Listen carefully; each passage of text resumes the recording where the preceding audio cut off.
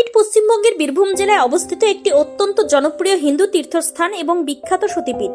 মা তারা এখানে দেবী কালীর একটি রূপ হিসেবে পূজিত হন।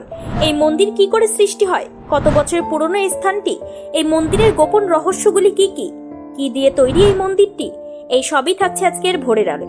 বীরভূম জেলার রামপুরহাট শহরের কাছে অবস্থিত এই স্থানটি অতি পরিচিত একটি স্থান। পৌরাণিক কাহিনী অনুসারে মহর্ষি বশিষ্ঠ এখানে মা তারার পুজো শুরু করেন। বর্তমান মন্দিরটি প্রায় 300 বছরের পুরনো, যা চারচালা শৈলীতে নির্মিত এবং উচ্চতা 64 ফুট। বিশ্বাস করা হয় এখানে দেবী সতীর নয়নতারা অর্থাৎ তৃতীয় নয়ন পড়েছিল, তাই একে সিদ্ধপীঠ বলা হয়।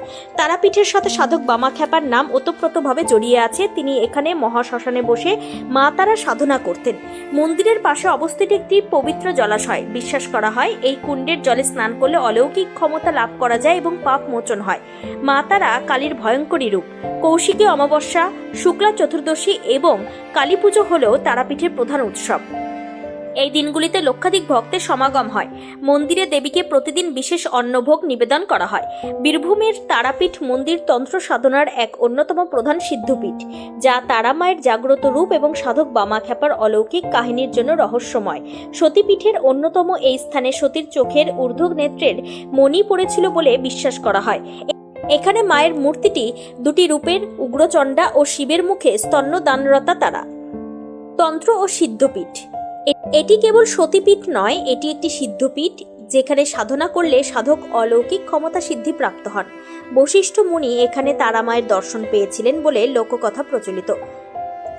শ্মশানচারী সাধক বামাখ্যাপা এই মন্দিরে তন্ত্র সাধনা করে তারা মায়ের সাথে সরাসরি কথোপকথন করতেন বলে জনশ্রুতি রয়েছে।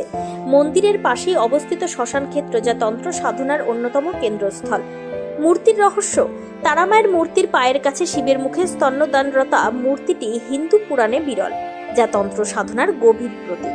আটচালা মন্দির, লাল ইটের তৈরি মন্দিরটি উত্তরমুখী আটচালা স্থাপত্যের, যার গায়ে বিভিন্ন অলৌকিক কাহিনীর খোদাই কাজ দেখা যায়।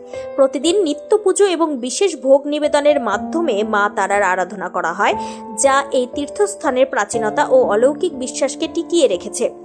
শিবের একটি লীলা স্বরূপ শিশুরূপ হল সদ্যজাত। এই সদ্যজাতকে স্তন্যপানরতা তারার মূল প্রস্তর মূর্তিটি একটি 3 ফুট উঁচু ধাতব মূর্তির মধ্যে রাখা থাকে। দর্শনার্থীরা সাধারণত ধাতব মূর্তিটি দর্শন করে থাকেন। এই মূর্তিটি তারা দেবীর ভীষণা চতুর্ভুজা, কুণ্ডমালা ধারিণী এবং লোল জিহ্বা মূর্তি। এলোকেশী দেবীর মস্তকে রৌপ্য মুকুট থাকে। বহির্মূর্তিটি সাধারণত শাড়ি জড়ানো অবস্থায় গাঁদা ফুলের মালায় ঢাকা অবস্থায় থাকে। মূর্তির মাথার উপরে থাকে একটি রূপোর ছাতা।